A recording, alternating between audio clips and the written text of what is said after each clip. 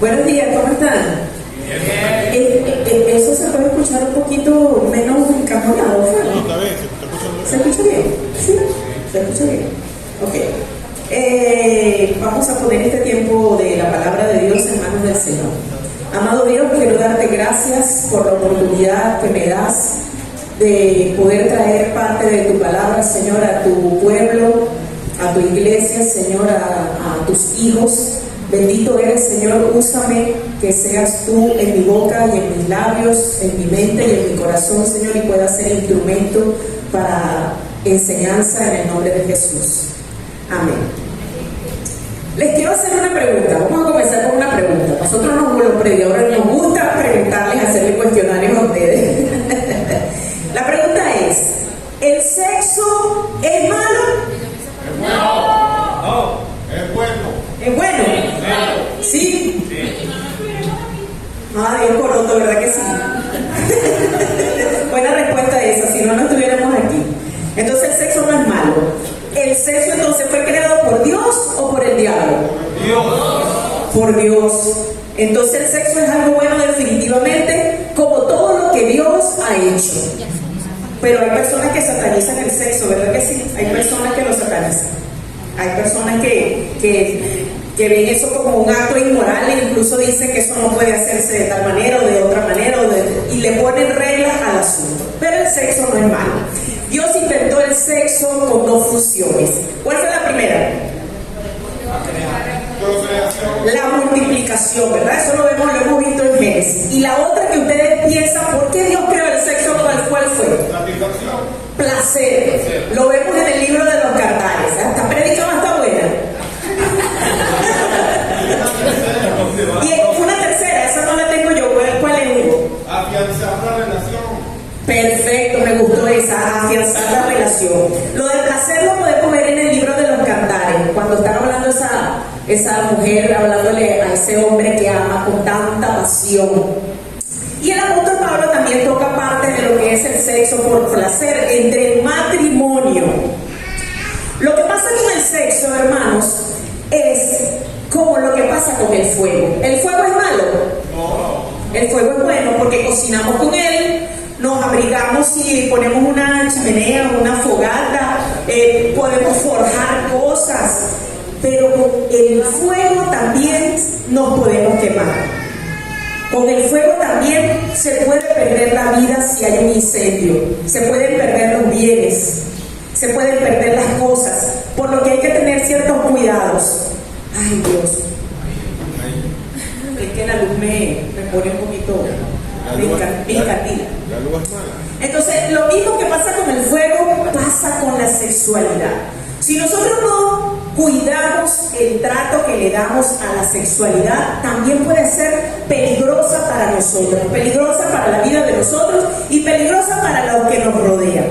Por eso titulé la prédica de hoy: inmoralidad sexual versus santidad. ¿Ok? Hoy vamos a continuar con el capítulo 4 de la primera carta a los tesalonicenses, en los versículos del 3 al 8, que dicen: pues la voluntad de Dios es vuestra santificación, que os apartéis de fornicación, que cada uno de vosotros sepa tener su propia esposa en santidad y honor, no en pasión de concupiscencia como los gentiles que no conocen a Dios, que ninguno agravie ni engañe en nada a su hermano, porque el Señor es vengador de todo esto, como ya os hemos dicho y testificado. Pues no nos ha llamado Dios a inmundicia, sino a santificación. Así que el que desecha esto no desecha a hombre, sino a Dios, que también nos dio su Espíritu. Con el capítulo de hoy, con estos versículos de hoy, comienza la segunda parte que el pastor lo comenzó hace 15 días con los versículos 1 y 2 del capítulo 4. Vemos que vamos a comenzar la segunda parte de la carta a los tesalonicenses. La primera parte del capítulo 1 al capítulo 3, podíamos ver que Pablo estaba dando un saludo, elogiando a los de Tesalónica, ¿sí? Les estaba diciendo que los extrañaba, que anhelaba verlos, o sea, era algo más personal. Sin embargo, aquí en el capítulo 4 comienza lo que son ya las exhortaciones e instrucciones que el apóstol le quería dejar a los creyentes de esta iglesia. Y tenían que ver con la pureza sexual y sobre la vida santa que debían llevar. Pablo le empieza a dar estas instrucciones. Ubíquense en el contexto de aquella época. Era una cultura romana de primer siglo que estaba marcada por la inmoralidad sexual. En aquel momento eso era lo que se veía en esa zona. En esta época, en el Imperio Romano, la castidad y lo que era la pureza sexual eran virtudes casi desconocidas. O sea que había mucho desorden, mucha inmoralidad sexual en esa época. Sin embargo, los cristianos debían tomar su estándar de lo que era la moralidad sexual de Dios y no de la cultura. Entonces, por eso también Pablo empieza a dar estas instrucciones.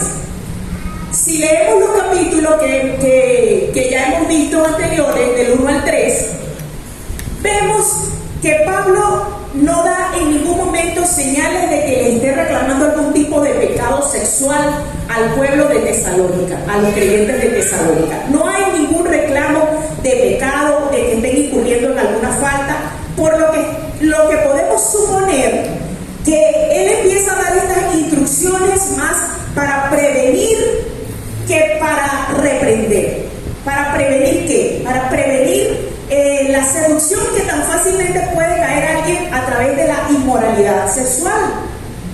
Entonces, el apóstol, ¿qué era lo que estaba haciendo? El pastor la semana pasada, hace 15 días, trajo lo que eran las instrucciones que dejó el Señor Jesucristo a sus apóstoles para que fueran transmitidas a los discípulos de aquella época e incluso a nosotros el día de hoy. Cuando alguien sabe que va a morir, usualmente dice: mi voluntad es que ustedes hagan tal cosa, mi voluntad, a mí me gustaría que ustedes se comportaran de tal manera, o que o que ustedes se restauraran, o que ustedes se repartieran esto de tal manera, o que se comportaran de tal manera. Algunas madres o padres, sabiendo que van a partir, le dicen a sus hijos: me gustaría que no pelearan, no vayan a pelear por la casa, no vayan a hacer esto, no vayan a hacer aquello. El Señor Jesucristo, sabiendo que venía el tiempo de partir, de la ascensión, de la muerte y la ascensión, estaba preparando a sus apóstoles, a las personas, a sus discípulos. ¿Con qué motivo? Que pudieran transmitirle a los creyentes, incluso a nosotros, cuál era su voluntad con respecto de nosotros. Entonces, por eso les quiero hacer otra pregunta. ¿Conviene hacer la voluntad de Dios? Sí, ¿verdad? La lógica y el sentido común nos indican, además de primeramente el discernimiento espiritual que nos da el Espíritu Santo, nos indican que sí es conveniente hacer la voluntad de Dios, aunque a veces no lo hacemos. Pero sí, aunque no lo hacemos, sabemos que es bueno hacer la voluntad de Dios. ¿Por qué? Porque Él nos da lo mejor, porque Él quiere lo mejor para cada uno de nosotros. Yo dividí el texto de hoy, que son los versículos del 3 al 8, en dos partes. La primera parte la titulé Instrucciones para ser sexualmente puro. Las instrucciones que el Señor dejó a través de sus discípulos para que nosotros seamos sexualmente puros. Y dice en 1 Tesalonicenses 4, del 3 al 6, en su primera parte: pues la voluntad de Dios es vuestra santificación. ¿Cuál es la voluntad de Dios? Santificación. Que os apartéis de fornicación, que cada uno de vosotros sepa tener su propia esposa en santidad. ¿Tener la esposa en qué? En santidad y honor, no en pasión de concupiscencia como los gentiles que no conocen a Dios, que ninguno agravie ni engañe en nada a su hermano. Eso lo dicen los versículos 3 y 4 del día de hoy. Entonces, aquí es importante aclarar el significado de la palabra fornicación. ¿Qué significa? ¿Qué significado le quería dar el apóstol en aquel momento a esa palabra? Que significa en griego porneia. Y es una palabra amplia, no es simplemente un acto en sí, sino que abarca un abanico de posibilidades en cuanto a la inmoralidad sexual. Se refiere a toda relación relación sexual fuera del matrimonio, fuera de la alianza matrimonial, a cualquier tipo, viendo hoy como estamos viendo en la comunidad LGTB+, ¿sí? Vemos que existen muchas posibilidades de relaciones sexuales según la sociedad hoy día. Entonces, toda relación fuera del matrimonio es fornicación. Aquí está siendo usado entonces de una forma muy amplia que hace denotar que es una relación sexual inmoral. En 1 Corintios 6:18 dice: huid de la fornicación. Cualquier otro pecado que el hombre cometa está fuera del cuerpo, mas el que fornica contra su propio cuerpo peca. ¿Contra qué pega la persona que fornica? Contra sí mismo. Y es porque el Señor mora en nosotros. Somos templo del Espíritu Santo. Dios otorga libertad sexual total en la relación matrimonial. Usted es libre de amarse con su esposo, con su esposa, a nivel sexual, porque así lo ha permitido el Señor. Pero la estrategia de Satanás, les cuento, yo sé que ustedes lo saben, es desalentar el matrimonio fuera del matrimonio, es alentar, mejor dicho, la relación sexual fuera del matrimonio. Eso es lo que él busca, más bien, que el esposo o la esposa se aburra del esposo y busque afuera lo que puede tener adentro. La misión de él es destruir. El diablo está atacando agresivamente la institución matrimonial a través de la infidelidad. ¿Y en qué radica este problema? ¿Por qué razón eso sucede con tanta frecuencia cada vez más? Porque las personas que conforman el matrimonio no han sido apartadas, no han decidido apartarse sexualmente para Dios. No han decidido vivir y entregar sus vidas en santidad para Dios. Cuando una persona reserva su cuerpo en santidad, cuando una persona es fiel a su compañera y a su compañero, con la ayuda del Espíritu Santo, está obteniendo santificación de parte del Señor. Porque eso es lo que debe ser la conducta de un hijo de Dios.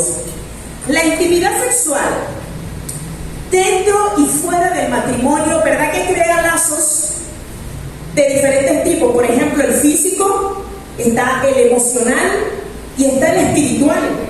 No como la sociedad nos quiere hacer creer, o la industria pornográfica quiere hacer creer que nada más es algo físico y lo ponen ya como algo tan simple que usted puede tener relaciones, usted es libre de tener relaciones sexuales con quien usted quiera, porque eso es un acto libre, pero no es así, no es solamente físico. Se involucran las emociones y se involucra lo espiritual cuando uno se une a una persona fuera del matrimonio y dentro del matrimonio. En el versículo 5, y es continuación del anterior que acabamos de leer, que dice que cada uno de vosotros sepa tener su propia esposa en santidad y honor. Aquí dice: no hay pasión de concupiscencia como los gentiles que no conocen a Dios. ¿Qué quiere decir esto? En aquel momento los tesalonicenses cristianos se encontraban siguiendo a los paganos que combinaban la religión con el sexo, a la gente pagana que hacía esta combinación. De hecho, pues escuchamos que hay dioses que tienen que ver con la parte sexual, ¿sí? Ok. Los cristianos, hermanos, no deberíamos rebajarnos a nivel de los paganos, de la gente impía, teniendo relaciones sexuales inmorales, sino que nosotros debemos estar sometidos a lo que el Señor demanda para nuestras vidas y para nuestro cuerpo, no dirigidos por las pasiones e impulsos carnales descontrolados. Nosotros no deberíamos dejarnos llevar por lo que la carne indica. Es muy fácil ser guiados por algo que no proviene del Señor, porque es algo que es una chispa que se puede encender muy rápido, y hay que tener mucho cuidado con eso, de no caer en esas pasiones y en esos impulsos carnales.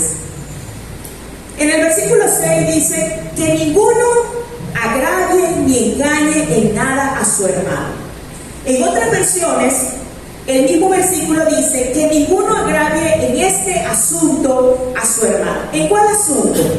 En lo que venimos hablando desde hace ratito, que es en cuanto al matrimonio, que debería de haber honor y honra, un matrimonio sin mancilla, debería haber un matrimonio honroso, deberían poder vivir en santidad, no agraviar y engañar a ninguno de nuestros hermanos con esta situación de inmoralidad sexual, ni dentro de la iglesia ni fuera de la iglesia. Por ejemplo, el adulterio. El adúltero o la adúltera daña a la persona con la que vive, a sus hijos, a su pareja, a quienes rodea, a todos los familiares, hasta las amistades. Daña, eso se afecta. Cuando usted sabe que alguien está engañando a su esposo o a su esposa, usted se afecta, incluso sin ser familiar de esa persona, se afecta. Caramba, qué triste, no puede ser, porque es algo que es malo a los ojos del Señor. El fornicador defrauda a su futura pareja, y hablo en el sentido general, de hombre o mujer. Defrauda a su futura pareja e incluso a la persona con la que está cometiendo el acto también la daña. Aunque están involucrados los dos, se están dañando mutuamente. Para resumir un poco esta primera parte que hablamos de las instrucciones para ser sexualmente puro, la podemos resumir de la siguiente manera. La primera es apartarse de fornicación y buscar la santidad, correcto. La segunda, honrar el matrimonio y cuidar su cuerpo de inmoralidad sexual. La tercera, que no nos comportemos en esto como los que no conocen a Dios. Nosotros debemos tener una actitud que demuestre el testimonio que debe provenir de Cristo. Debemos ser ejemplo, luz y verdad delante de nuestras familias y delante de nuestras amistades, delante de nuestros vecinos, que no tengamos nada por qué ser acusados, ¿sí? Y la última, que no dañemos a nadie con este asunto de la inmoralidad sexual. Entrando con la segunda parte de hoy, ya vimos la primera, que son las instrucciones para ser moralmente puros sexualmente, ¿sí? Y la segunda parte es por qué debemos seguir esas instrucciones, ¿sí? Primera de Tesalonicenses 4, del 6, de su segunda parte, hasta el 8, dice: porque el Señor es vengador de todo esto, como ya os hemos dicho y testificado. Pues no nos ha llamado Dios a inmundicia, sino a santificación. Así, el que desecha esto no desecha a hombres, sino a Dios, que también nos dio su Espíritu Santo.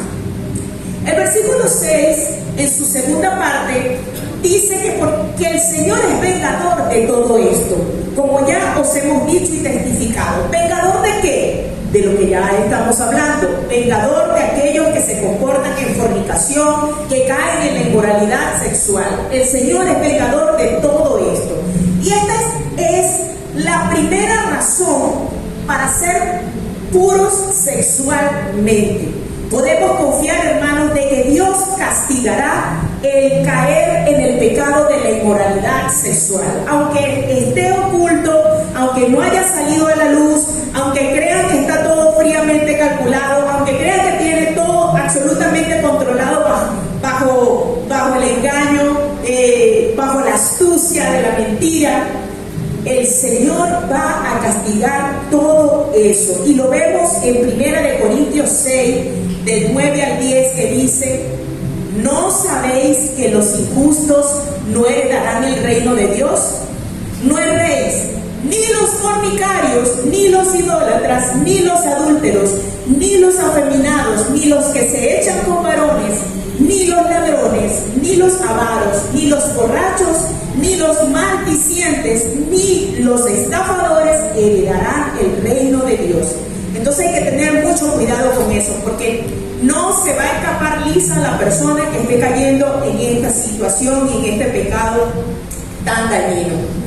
El versículo 7 dice: pues no nos ha llamado Dios a inmundicia, sino a santificación. ¿A qué nos ha llamado Dios? No lo escucho. ¿A qué nos ha llamado Dios? A santificación. Y esta es la segunda razón por la que los cristianos deben ser sexualmente puros, debido a nuestro llamado. El Señor nos ha apartado y nos ha escogido con muchos motivos, pero uno de los principales es que nosotros seamos santos, que nosotros podamos vivir en santificación para honrarle a Él, a no vivir en inmundicia, a no vivir en pecado, sino en santificación.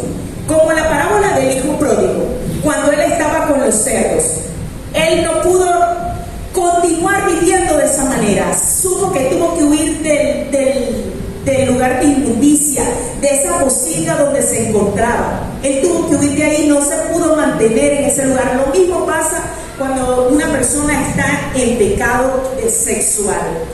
No debe continuar allí, debe salir huyendo de ese lugar, debe recobrar, volver al Padre en honra. El versículo 8 dice: así que el que desecha esto, no desecha a hombre, sino a Dios, que también nos dio su Espíritu Santo. Entonces, la tercera razón para estas instrucciones es que vivir en inmoralidad sexual es ir declarada y directamente en contra de Dios, en contra de lo que el Señor demanda de nosotros. Es ir en desobediencia total al Señor, al llamado que nos ha hecho, que es vivir en santidad. Y la cuarta y la última de las razones está también en ese mismo versículo, que dice que también nos dio su Espíritu Santo. Esta es la última de las razones, según estos versículos de hoy, para tener una pureza sexual. ¿Qué quiere decir? Que si el Espíritu Santo vive en nosotros, como en efecto vive, si usted ha creído en el Señor Jesucristo, tenga por seguro que el Espíritu Santo mora en usted. Y usted tiene las herramientas necesarias para resistir, para ir en contra del pecado, para vencer el pecado, para golpear su carne en voluntad y en razón, en conciencia de que está cometiendo algo malo. Usted tiene la fuerza, no piense que no puede lograrlo, porque el Espíritu Santo mora en usted y Él le da las herramientas y los recursos para obtener la victoria en medio de este pecado. Amén. Entonces, cuando nosotros estamos en inmoralidad sexual, estamos atentando contra Dios y contra el Espíritu Santo que mora en nosotros. Dios nunca nos va a mandar a hacer cosas que no podamos hacer. Vemos la Biblia y podemos leer cada una de las instrucciones que se encuentran allí plasmadas, pero todo lo que el Señor ha dejado en la palabra de Dios es posible hacerlo. Cuando usted se convence de lo que el Señor ha hecho, de que el Espíritu Santo lo ayuda, lo apoya en cada una de las cosas que usted vive a diario, usted puede entender que es capaz de vencer el pecado. ¿Por qué? Porque el Señor está dispuesto a ayudarlo, cualquiera sea el pecado en el que usted se encuentra. El mejor modelo de santidad que podemos tener, ¿quién es? Jesucristo, en el cual no hubo engaño ni ningún pecado. Pero ¿cómo podemos acercarnos a ese modelo? Uno dice, caramba, es difícil ser como el Señor. Pero no es difícil. No es tan difícil. El secreto está en persistir y resistir, en buscar el ejemplo de lo que dice la palabra de Dios. Como Pablo, que dice en 1 Corintios 11:1: imítenme a mí como yo imito a Cristo. ¿A quién debemos imitar nosotros? A Cristo. Si nosotros imitamos a Cristo y lo que dice su palabra, va a ser fácil poder resistir el pecado que pueda venir a tentarnos a nosotros. Cuando aceptamos a Jesús como Salvador y Señor de nuestras vidas, el Espíritu Santo viene a morar en nosotros, y una de sus funciones principales es ayudarnos en el proceso de santificación. ¿Sí? En el proceso de santificación. Él está allí haciendo su trabajo constantemente, no se detiene para nada. Y ese proceso puede ir progresando. Les explico. Cuando uno recibe al Señor por primera vez, inmediatamente recibe lo que es el llamarse santo, ser apartados, ser santificados por la obra que el Señor Jesucristo hizo en la cruz. ¿Sí? Cuando nosotros vamos día a día orando, leyendo la palabra, confiando, venciendo el pecado, estamos también en un proceso de santificación presente, constante, a diario. Ahorita, aquí donde usted está atravesando un proceso de santificación. Y hay un proceso de santificación final que es el que vamos a obtener cuando el Señor Jesucristo venga por su iglesia. Gloria a Dios, allí vamos a ser totalmente santos para la gloria de Dios. El Señor nos va a transformar, cuerpos transformados, mentes transformadas, y vamos a poder vivir de mejor manera que la que estamos viviendo en estos momentos. Y ese proceso va progresando cuando nosotros leemos la palabra de Dios, cuando escudriñamos las Escrituras, cuando nos compenetramos en intimidad, cuando meditamos en la palabra de Dios, cuando nos congregamos, cuando buscamos estar juntos como hermanos, creciendo como en este momento que estamos haciéndolo. Uno no puede, hermano, vivir en santidad y vivir en el pecado. Allí no hay paz. Cuando uno está en una cosa y en la otra, lo que está es viviendo en zozobra. Y yo le llamo, para los que me conocen y han escuchado decirlo, yo le llamo ratón espiritual. Cuando usted está viviendo con una pierna aquí en el pecado y la otra pierna queriendo estar en santidad, esa angustia no se soporta. Eso es el Espíritu Santo persiguiéndolo allí, y usted se siente como cansado, como perseguido, pero está perseguido por su propia conducta. Es como el agua y el aceite, no se ligan. La santidad y la impureza sexual no se ligan. Usted las puede batir en el momento, quererlas unir, pero al rato eso va a estar separado. No pueden convivir juntas. O es una o es la otra. Tenemos que obedecer al Señor, buscar honrarle, buscar glorificarle en todo, en nuestro cuerpo, con nuestras mentes. Y si hay algo que nos está haciendo ocasión de caer, sacarlo de nuestra vida. Si hay algo que nos está tentando, alejarnos de ese lugar. Si hay una persona que está cayendo en tentación, debe alejarse de esa tentación, de esa situación que le hace ir en contra de lo que es el conocimiento de Cristo y la verdad. Fuera todo lo que haya, fuera del matrimonio, es deshonrar al Señor. Un mensaje de texto hacia una persona de forma equivocada es deshonrar al Señor.